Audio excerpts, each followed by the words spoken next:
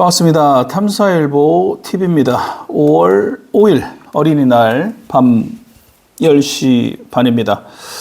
자, 오늘도 역시 정치, 경제, 사회, 문화 각 이슈별로 헤드라인 뉴스를 전해드리겠습니다. 가정의 날 첫 공휴일이 저물어 갑니다. 한반도 안팎은 그 어느 때보다 긴장된 하루를 보냈어요. 오늘 1시간 정치, 경제, 사회, 문화 4개의 창으로 5월 5일 대한민국과 세계를 입체적으로 들여다보겠습니다. 먼저 오늘의 헤드라인입니다. 첫 번째, 호르무즈 해협입니다. 미국의 이른바 해방 프로젝트가 가동된 첫날 우리나라 HMM 소속 컨테이너선 나무호가 공격을 받아서 폭발과 화재가 발생한 소식 오늘 들으셨을 겁니다. 자, 이 충격은 곧장 중동 유가 원달러 환율을 흔들었어요. 둘째, 한 달 앞으로 다가온 6.3 지방선거가 본격 격전 모드로 들어갔습니다. 경기도지사 자리를 두고 추미애, 양향자 두 여성 후보가 맞붙었고요. 서울에서는 5선에 도전하는 오세훈 시장과 첫 도전에 나선 전원오 후보가 정면 충돌하고 있습니다. 자, 세 번째 헤드라인. 어린이날 오늘 새벽에 광주 도심에서 묻지마 흉기 사건이 벌어졌고요. 17세 여고생이 안타깝게 숨지는 사건이 있었습니다. 이를 도우려 했던 또래 남학생까지 부상을 입은 안타까운 비극이 발생했습니다. 그리고 K-팝의 글로벌 영향력이 더욱 커지고 있다는 소식인데요. 그럼에도 불구하고 정작 우리 영화계는 붕괴 수준의 위기를 호소하고 있다는 소식입니다. 두 얼굴의 한국 대중문화도 오늘 자세히 짚어드리겠습니다. 자, 본격적으로 시작하겠습니다. 첫 번째, 정치 소식입니다. 정치 소식, 첫 소식, 외교 안보인데요. 트럼프 미국 대통령이 호르무즈 해협에 발이 묶인 각국 상선을 빼내겠다면서 명명한 프로젝트 프리덤, 이른바 해방 프로젝트가 현지 시간 4일 오전부터 본격 가동됐습니다. 그런데 작전 첫날부터 한국 국적 선박이 직접 피해를 입었어요. HMM이 운용하는 컨테이너선 나무호에서 폭발과 화재가 발생했다고 우리 정부와 트럼프 대통령이 잇따라 확인한 겁니다. 미국 중부사령부는 유도미사일 구축함을 투입해서 미국 국적 상선 2척을 안전하게 통과시켰다고 밝혔습니다. 그러나 이란 혁명 수비대는 단 한 척의 상선도 통과하지 않았다. 이건 미국의 새빨간 거짓말이다 라면서 정면으로 미국의 주장을 부인하고 있어요. 이란은 곧바로 호르무즈 통제구역을 아랍에미레이트 영해 일부까지 확장하는 맞불을 놓았고 UAE 국영 석유사 유조선이 이란 드론에 피격됐습니다. 우리 HMM 나무호 역시 이 화재를 당해서 이 와중에 이러한 일이 벌어진 것으로 파악이 되고 있어요. 더 큰 파장이 다음 대목인데요. 트럼프 대통령이 한국 측에 작전 참여를 요구하고 있다고 알려집니다. 자, 우리 정부는 자국 선박과 선원의 안전을 최우선으로 하면서 동맹 차원의 호의, 인도 지원 요청에 어떻게 응할지 이를 두고 안보실과 외교부, 국방부가 긴급 대응에 들어갔다는 소식입니다. 정부 안팎의 분위기를 종합하면 미국 호위하에 통항에 동참은 하되 직접 교전 가능성이 큰 작전에는 거리를 두는 제한적 인도주의 협력 모델이 거론되고 있는 것으로 전해집니다. 이재명 대통령은 오늘 오후 NSC 상임위를 비공개로 소집했습니다. 자, 이에 대해 야권은 즉각 정부의 저자세 외교를 비판하고 나섰어요. 국민의힘은 주독 미군 감축이 현실화되고 있는 이런 마당에 주한미군 변동 가능성까지 직시해야 한다면서 정부의 안보 컨트롤 타워 점검을 강력하게 요구하고 있습니다. 정치권의 시선은 자연스럽게 한 달 앞으로 다가온 6.3 지방선거로 향하고 있습니다. 호르무즈 사태가 길어질수록 안보 이슈가 수도권 표심을 흔들 변수로 떠오를 가능성이 크죠. 특히 미국이 한국의 작전 참여를 직접 요구한 사실이 알려지면서 야당은 안보 무능론을 여당은 책임 있는 동맹 프레임을 들고 맞붙고 있는 양상입니다. 자, 이번엔 T29 지방선거 판세입니다. 가장 뜨거운 곳은 단연 경기도죠. 더불어민주당 추미애 후보, 국민의힘 양향자 후보가 격돌하고 있습니다. 이 둘 중에 누가 이기든 간에 경기도는 민선 자치사상 첫 여성 지도자를 맡게 됩니다. 추미애 후보는 육선 의원 출신의 법률 정무 베테랑이죠. 양향자 후보는 삼성전자 최초 여성 임원으로 알려진 고졸 신화 반도체 산업 전문가입니다. 거기에 개혁신당 조응천 후보까지 가세를 하면서 3파전 구도가 형성되었는데요. 흥미로운 점은 이 세 후보 모두 한때 민주당 출신이었다는 겁니다. 자, 오늘 부산 구포시장에서는 작은 소동도 있었죠. 정청래 민주당 대표가 유세 중에 초등학교 1학년 여학생에게 한 후보를 오빠라고 부르도록 한 장면이 공개되면서 논란이 일었죠. 물론 정 대표와 후보가 공식 사과는 했습니다. 국민의힘은 아동을 정치 도구화한 행위라며 강하게 비판하고 있어요. 자, 이어서 서울로 갑니다. 헌정사상 처음으로 사선 광역단체장 타이틀을 거머쥔 오세훈 시장이 이제 5선에 도전합니다.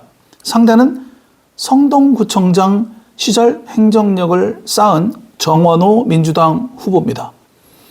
오 시장은 기후동행 카드, 서울런 등 검증된 시정 연속성을 내세우고 있고, 정 후보는 생활 밀착형 정책과 새 인물론으로 반격하고 있습니다. 다만 민주당 경선 과정에서 정 후보 측 홍보물이 공직선거법 위반 의혹으로 경찰 수사를 받게 되면서 도덕성 공방이 번지는 모양새가 뒤따르고 있습니다. 부산에서는요, 박형준 시장이 3선에 도전합니다. 22대 총선에서 부산 18곳 중에 유일하게 민주당 깃발을 꽂았던 전재수 의원이 도전장을 냈습니다. 보수 텃밭이지만 안심하기 어려운 구도입니다. 대구로 가보겠습니다. 대구는 김부겸 전 총리의 출마로 또 한 번 대구 민주당 깃발론이 불붙었어요. 일부 여론조사에서 김부겸 전 총리가 국민의힘 후보들 앞선다는 결과까지 나오면서 홍준표 시장까지 험지사수에 가세한 상황입니다. 자, 한 가지 더 짚어드리겠습니다. 윤석열 전 대통령의 핵심 측근이었던 정진석 전 비서실장이 6.3과 함께 치러지는 재보궐선거 출마 의사를 밝혔습니다. 전임 정부 사법 처리를 정치적 탄압으로 규정하고 보수 지지층을 결집하려는 행보로 해석이 되고 있어요. 현재 윤 전 대통령의 12.3 비상계엄, 이른바 내란 재판이 계속 진행 중인 상황에서 측근들의 정치 복귀 시도는 향후 보수 진영 재편의 신호로 읽힐 수도 있다라는 분석이 나옵니다. 여기까지 정치 소식이었어요. 자, 이제 경제로 가보겠습니다. 호르무즈 해협의 군사적 긴장은 곧장 시장 충격으로 나타났어요. 오늘 한국은행은 최근 보고서에서 중동 전쟁 이후 원달러 환율이 다른 나라 통화보다 큰 폭으로 오른 이유로 우리나라의 높은 에너지 의존도와 외국인 투자자의 주식 매도세를 꼽은 바 있습니다. 원달러 환율은 최근 1,400원대 중반에서 등락을 거듭하고 있고, 시장 일부에서는 호르무즈 사태가 장기화된다면 1,500원 진입 가능성까지 거론되고 있죠. 미국 연준의 매파적 금리 기조가 풀리지 않는 점도 부담입니다. 물론 유가도 비상입니다. 중동 전쟁 장기화로 국제유가가 치솟았고, 정부는 이미 4일부터 고유가 피해지원금 지급에 들어갔습니다. 가공식품 가격 동결 요청까지 나설 만큼 물가에 대한 압박은 갈수록 커지고 있는 상황이에요. 하지만 역설적인 신호도 있습니다. 모건 스탠리는 최근 보고서에서 한국, 대만, 일본, 중국이 산업 슈퍼사이클에 진입하고 있다고 진단한 바 있습니다. AI 인프라 투자, 에너지 전환, 국방비 확대, 이러한 것들이 아시아 자본 지출을 끌어올리고 있다는 분석인데요. 실제로 한국 증시 시가총액이 약 4조 달러를 넘어서면서 프랑스, 독일, 영국까지 제쳐버렸습니다. 대만은 4조 4천억 달러 수준으로 영국을 추월했습니다. 경제 규모가 아니라 AI, 반도체, 에너지 인프라를 가진 나라가 자본시장에서 재평가를 받고 있는 시대가 열렸다라는 분석이에요. 자, 그 중심에 우리나라의 삼성전자와 SK하이닉스가 있습니다. 삼성전자는 1분기 사상 최대 실적을 기록했고 이 두 회사는 차세대 HBM 고대역 폭 메모리 양산 경쟁에 박차를 가하고 있습니다. 국내 연구진은 세계 최초로 초저전력 AI 칩 개발에 성공해서 온디바이스 AI 시장의 주도권을 현재 노리고 있습니다. 이런 호실적의 이면에는 갈등도 깊어요. 삼성전자 노동조합은 총파업을 예고했죠. 법원은 회사가 신청한 노조 위법 쟁의 금지 가처분에 대해 5월 13일에서 20일 사이 결정을 내릴 예정으로 알려져 있어요. 삼성바이오로직스 노조는 이미 창사 이래 첫 전면 파업에 돌입해서 영업이익의 20%를 무려 20%입니다. 회사 영업이익의 20%를 그들에게 성과급으로 줄 것을 요구하고 있습니다. 공정한 보상을 요구하는 다른 대기업으로 번질 조짐을 보이고 있는 게 우려스럽습니다. 또 하나 주목할 변화는요, 개발자 고용 시장인데요. 한때 부르는 게 값이었던 개발자 채용이 급격히 얼어붙고 있다는 소식입니다. 한 네이버 개발자는 AI 코딩 생산성이 높아지면서 인원을 많이 뽑지 않고도 개발이 가능해졌다는 거예요. 신규 채용이 이로 인해 줄어드는 흐름이 강력하게 체감되고 있다라고 말했습니다. AI 확산이 노동시장 구조를 바꾸기 시작한 가장 가시적인 신호라고 볼 수 있는 것입니다.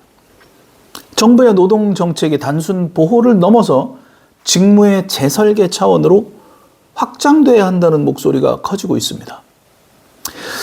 유통 쪽도 살아난 판입니다. 홈플러스 회생 계획안 가결 기한이 또 연장이 됐고 임직원 수만 명의 고용 불안이 더욱 길어지고 있습니다. 부동산은 어떨까요? 양극화 심화 상태가 커지고 있어요. 5월 10일 양도세 중과유예 종료를 앞두고 거래 절벽 우려가 큽니다. 그 가운데 서울 핵심지 분양 시장은 청약 가점 커트라인이 계속 올라가는 정반대 풍경이 또한 펼쳐지고 있습니다. 두 얼굴의 한국 경제예요. 한쪽에는 사상 최대 실적과 시가총액 4조 원 달러, AI 반도체 슈퍼사이클이 있고 다른 쪽에는 고환율, 고유가, 가계부채, 자영업, 중소기업 연체 급증이 있습니다. 한국은행이 금리 인하 시점을 두고 신중한 이유, 정부가 식품가격 동결과 유가지원금이라는 단기 카드까지 꺼낸 이유, 자, 이러한 이유들이 모두 여기에 있다라는 거예요. 호르무즈 해협이 잠잠해지지 않는 한 이 시소 게임은 한동안 계속될 전망입니다. 여기까지 경제 소식이었어요. 자, 이제 사회 소식으로 가보겠습니다. 첫 소식은 가슴 아픈 비극이에요. 어린이날 새벽 0시 10분쯤 광주 광산구 월계동의 한 대학교 인근 인도에서 신원을 알 수 없는 남성이 고등학교 2학년 A양을 흉기로 찌릅니다. 비명을 듣고 달려온 동갑내기 B군이 A양을 도우려고 하다가 자신도 흉기에 찔립니다. 결국 A양은 끝내 숨졌고 B군은 병원에서 치료 중입니다. 용의자는 도주했고 경찰은 CCTV를 분석해서 추적 후에 범인을 검거했습니다. 사건이 일어난 곳은 시립 수영장 입구 방면 인도입니다. 야간에도 일부 유동 인구가 있는 공개된 도로이고요. 어린이날 연휴 심야인데도 거리에는 시민들이 적지 않았습니다. 특히 안타까운 점은 이 A양을 도우려고 했던 B군의 행동입니다. 비명을 듣고 자발적으로 달려가서 피해자를 도우려 했던 행동. 하지만 자신의 부상으로 이어졌죠. 용의자의 잔혹함과 정확하게 대비가 되는 의로운 행동이었음에도 안타까운 결과가 보였다라는 겁니다. 빨리 회복이 되길 바랍니다.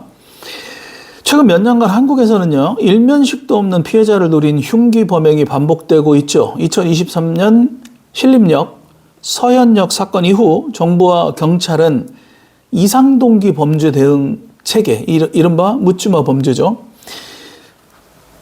이 범죄 대응 체계를 정비하고 있어 왔지만 이번 사건은 그 한계를 또 한 번 다시 드러냈다라는 거예요. 전문가들은 단순 치안 강화뿐만 아니라 정신건강 위기 개입과 사회적 고립 해소를 위한 지역 단위의 촘촘한 안전망이 동시에 작동해야 한다고 지적하고 있어요. 어린이날을 지나는 5월은 놀이시설 안전사고도 가장 많이 발생하고 있습니다. 행정안전부 자료에 따르면 2022년부터 24년까지 3년간 어린이 놀이시설에서 발생한 중대사고는 모두 601건이나 됩니다. 사고 유형은 추락이 69%로 압도적으로 많았고 넘어짐이 12%, 충돌 11%, 접질림이 5% 순입니다. 지난해 5월에는 인천의 한 키즈카페에서 7살 어린아이가 공기순환용 팬에 손가락이 절단되는 사건도 있었습니다. 교통사고도 현재 비상해요. 보험개발원 분석을 보니까 어린이날 당일 어린이 교통사고 피해자가 457명으로 평상시 190명의 2.4배에 달했다고 합니다. 주말 평균보다도 1.4배 많은 수치입니다. 지난해 어린이 교통사고 피해자는 8만 3천여 명으로 전체 숫자는 줄어들었지만 어린이 인구 자체가 줄어들었기 때문에 인구 1000명당 피해자 수는 오히려 그 비율이 늘었다라고 분석이 돼요. 행사장과 관광지, 주차장 등 차량과 보행자 동선이 겹치는 곳이 사고의 주요 에어리어입니다. 가정의 달이지만 5월이 더 외로운 사람들도 있어요. 광화문 광장에서는 어제 가족 동행 축제가 열렸는데요. 이주 노동자 가족들이 모처럼 함께 시간을 보냈습니다. 머나먼 고국에 가족을 두고 한국에서 일하는 이주 노동자들에게 5월은 가장 그리움이 깊어지는 달입니다. 또 다른 통계도 눈에 띕니다. 충남 도민안전보험은요, 도민이면 누구나 대중교통사고나 재난 후유 장애를 보상받을 수 있지만 도민 10명 중 4명은 이러한 제도 자체를 모르거나 신청 방법을 몰라서 신청을 하지 않고 있다. 사각지대에 놓여 있다는 뉴스입니다. 또 한편 가수 겸 배우 아이유가 어린이날을 맞이해서 한국아동복지협회와 전국지역아동센터 협의회에 각각 5천만 원씩 모두 1억 원을 기부했다는 소식입니다. 보호아동 의료비와 지역아동센터 어린이들의 생일 선물 문화체험에 사용될 예정이라고 합니다. 사회 단면 하나 더 짚어드릴게요. 쉬어도 피곤한 대한민국이라는 진단이 나옵니다. 직장인 번아웃의 이 개인의 어떤 푸념을 넘어서 한국 사회의 구조적 과제로 떠올랐다고 합니다. 고령층 외로운 문제 역시 시간이 비어서가 아니라 만날 사람이 없어서 관계가 비어서 생긴 문제라는 분석이 잇따라 나오고 있어요. 겉으로는 K경제, K문화의 위상에 올라가고 있지만 우리 사회 내부의 관계의 빈곤은 여전히 풀리지 않는 숙제인 것 같습니다. 사회부 소식이었습니다. 자, 이어서 문화 소식 전해드리겠습니다. K-팝의 글로벌 영향력은 올해도 정점을 찍고 있어요. 로제와 브루노 마스의 듀엣곡 아파트는 발매 1년이 지난 시점까지도 빌보드 핫 100에 머물면서 56주 연속 차트인이라는 신기록을 세웠습니다. 지난해 9월 뮤직비디오 어워즈에서 K-팝 최초로 올해의 노래를 수상했고 오는 그래미 어워즈에서는요, 올해의 앨범 그리고 올해의 노래 후보에까지 올라서 K-팝 솔로 아티스트의 영향력을 다시 한번 입증했습니다. 또 하나의 흐름이 있어요. 넷플릭스 애니메이션 K-팝 데몬 헌터스입니다. 퇴마사인 K-팝 걸그룹 헌트릭스와 악령 보이그룹 사자 보이스의 대결을 그린 이 작품은 한국 무당과 저승사자라는 전통 모티브를 가져왔죠. 자, 이 작품은 넷플릭스 컨텐츠 가운데 처음으로 누적 시청수 3억 회를 돌파했습니다. OST 골드는 글로벌 차트를 휩쓸었습니다. 한국계 캐나다인 매기강 감독, 작곡가 겸 가수 이재도 단숨에 스타덤에 올랐어요. 그래미에서는 5개 부문 후보에 올라 차트 상승세는 당분간 이어질 것으로 보입니다. K-팝과 한국 전통 글로벌 애니메이션 문법의 결합이 만든 새로운 IP 모델로 평가되고 있습니다. 자, 그런데요, 영화계 풍경은 정반대입니다. 지난해 한국 영화계에서는 대박이 사라졌습니다.